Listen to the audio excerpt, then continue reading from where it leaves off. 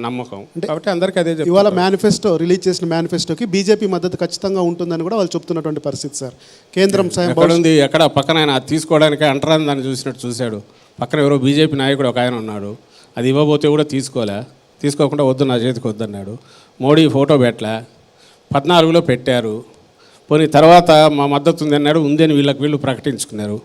మరి 14లో ఈ ముగ్గురు ఫోటోలు పెట్టే కదా చంద్రబాబు నాయుడు హామీలు ఇచ్చాడు. రోజు జగన్మోహన్ రెడ్డి గారు చూపిస్తున్నారు, అందరికీ ప్రజలకు చూపిస్తున్నారు. మరి ఆ 14లో ఇచ్చిన దాని క్యాబినెట్లో ఈ క్యాబినెట్లో వాళ్ళు ఉన్నారు, సెంట్రల్ క్యాబినెట్లో వీళ్ళు ఉన్నారు. మరి ఏ మేరకు ఆ రోజు హామీలు ఫుల్ఫిల్ చేశారు ఒకటి చెప్పమనండి. ఎందుకు కాలే?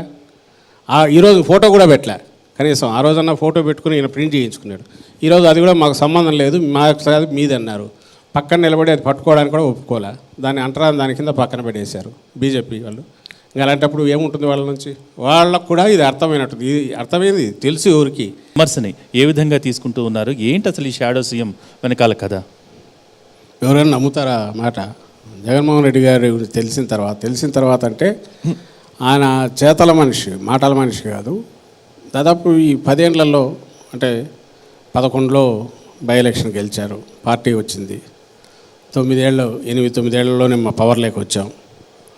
అంటే తక్కువ కాలంలో ఒక అత్యంత శక్తివంతమైన పార్టీని నిర్మించి అసలు చాలా అఖండ మెజారిటీతో అధికారంలోకి వచ్చిన వ్యక్తి.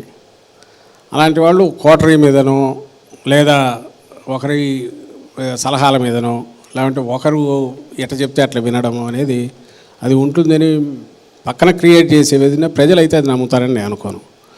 ఈరోజు వాటెవర్ వైఎస్ఆర్సీపీ అంటే మొత్తం ఆయన తలలోంచి వచ్చిన ఆలోచనలకు తగినట్టు తయారైంది. అలాగే నిర్ణయాలు కూడా పూర్తి ఆయనే తను తీసుకుంటున్నారు. ఒకటే ఏంటంటే డెమోక్రటిక్గా ఉంటారు, ఓవర్ డెమోక్రటిక్గా ఉంటారు కూడా నేను చెప్తుంటాను అప్పుడప్పుడు. మా దాంట్లో స్ట్రక్చర్ ఉండకపోవచ్చు కానీ డిఫరెంట్ లేయర్స్ పేరుకు ఉంటాయి కదా, పొలిట్ బ్యూరో ఇంకోటి, అది మీటింగ్ జరిగినట్టు ఒకటి చూపడము, డెసిషన్ ఏమో అవతల ఆయనే తీసుకుంటారు, చంద్రబాబు నాయుడు గారే తీసుకుని దానికి 4 రకాలు ఇవి పెట్టడము ఇవి ఉండవు. కానీ అప్రోచ్ ఏదైనా నిర్ణయం తీసుకునేందుకు 10 మందితో చర్చించడము, అలాగే కార్యకర్తలు ఉంటే అందుబాటులో వాళ్ళతో కూడా మాట్లాడడం, లీడర్లతో మాట్లాడి అందరితో చేస్తుంటాడు. అందులో ఒక్కొక్క రోల్ చుట్టూ ఉండేవాళ్ళు ఒక్కొక్క రోల్ ఒక్కొక్క రకంగా ఉండవచ్చు. నేను ఐ సో హ్యాపెండ్ విజయవాడలో ఉండడము, అక్కడ ఉండడము, గవర్నమెంట్లో కూడా ఒక పొజిషన్లో ఉన్నందువల్ల ఎక్కువ యాక్సెస్ ఉంటుంది. At same time Vijayasai Reddy గారు ఢిల్లీలో ఉంటే ఆయన చూసుకుంటుంటారు, సుబ్బారెడ్డి గారు తను చేస్తుంటారు. మీరే ఎందుకు అని కొంతమంది అడుగుతుంటారు. అవును, ఫస్ట్ నుంచి జర్నీ ఆయనతో నడుస్తూ వచ్చింది. ఎవరికైనా అలాంటి వాళ్ళు ఉంటారు.